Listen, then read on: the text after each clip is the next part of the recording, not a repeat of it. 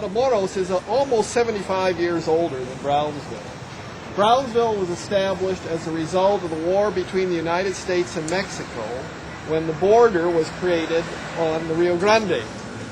And as soon as that happened, you began to get some building going on this side, both because the Fort Brown was going to become a permanent feature and you need to have people to supply the fort, and to engage in trade across the river with Mexico. So most of the buildings in early Brownsville were built right down here near the river, and those are this is the town that you're going to see today. I'm glad that they were built then, where they had to kind of push them all into a small, compact area that we can tour relatively easily. So are there any questions before we begin? Follow me then and try to keep up and don't get run over.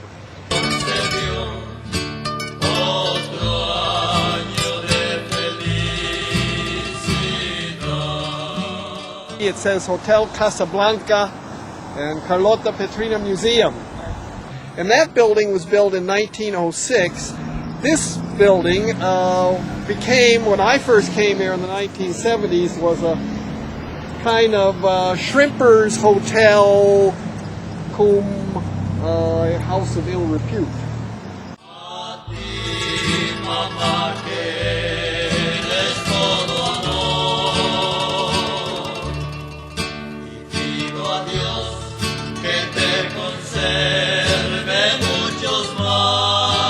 All of our job descriptions have one last line. It says all of the duties as requested are assigned, and so that's where normally I teach biology. But we work with students from the building trades to learn how to do these buildings. So this one and several of the other buildings have been done using this model. So they get to learn something about the process of doing historic rehabilitation, and then the community gets some benefit in getting these great old buildings restored. The Pepto Building represents the equivalent of your 7-Eleven on the corner in the 1800s. Every little neighborhood had its store that anchored that neighborhood, and people would walk for their daily supplies or order small things, and they would also come and catch up on the news, because usually the store owner would know that the latest ship from Galveston had what was happening in the United States, the rest of the country. So it was a kind of like a little local center for people to gather under the balconies out here. These buildings, large commercial complexes like this, there were several, 3 or 4, all built within 1 decade, that anchored these neighborhoods. It's the last flourishing of a regional tradition of beautiful brickwork from northern Mexico, and you can see how the outside, the brickwork is just extremely beautifully done. And but whatever was popular at the time in the 1890s was also incorporated. And since trade all came from Galveston, New Orleans, or south into Tampico, Veracruz, whatever was popular in those cities was adapted.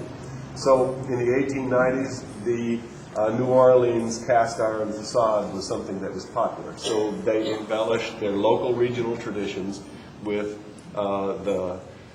whatever the popular fad was.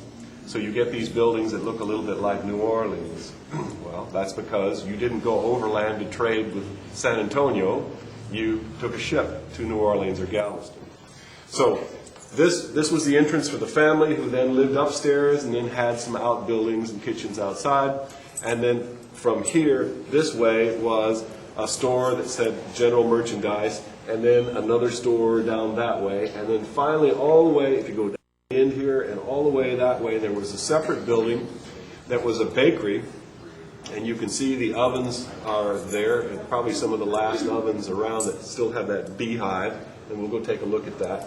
And then these back rooms were all storerooms. All of these folks not had their store, but they also traded in various places in northeastern Mexico, and it was kind of like they'd store their materials to be sent in trading in up the river and northeastern Mexico and other parts of South Texas. So this was 1893. The bakery is clearly older, and it was a separate building. We're not sure how old, and it was then incorporated. The small house outside, again, looks like that New Orleans cottage look, again from that influence, is post-Civil War, and it was located a block and a half down here, and it moved in as we were restoring it. It was an orphan that needed a home and needed to be parallel parked in someone's backyard.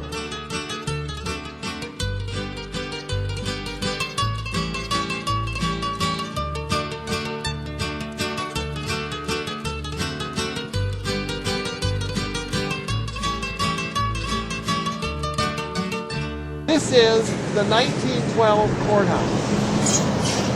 There was a courthouse that was apparently acquired. I don't know if it was built for it, but it was acquired by the county back in the 1850s for use as a county courthouse down on Levy Street. That's long gone. One was built specifically for the county in the early 1880s, about 1882. 81, 82, and we're going to go by that a little bit later. But in 1912, they built this one. And this one has been, well, not abandoned, but unused for a number of years. It was still functioning when I moved here in the mid-1970s. Referred to as the Second Courthouse. I mean, they actually, the county, when it was first established back about 1848, was when they first established Cameron County. They were in some temporary buildings down on probably on Elizabeth Street. Then, as I said, they did have a building that they were in for a number of years, maybe 20 to 30 years, that I think they leased, but it's gone. This is the only one that, the earliest one that we have intact, and it served as the county courthouse up till 1912. The Masons bought it. And it's been used as a Masonic temple here ever since that time. And you'll notice that the second floor, where there were windows previously, all blocked in because the Masons require that there not be any windows to where they're having their initiation ceremonies, etc. Up on the top, there was an impressive cupola, and in 1933, big hurricane knocked that thing off, and it's never been replaced. But it looked more like a courthouse when it had the cupola on it, of course.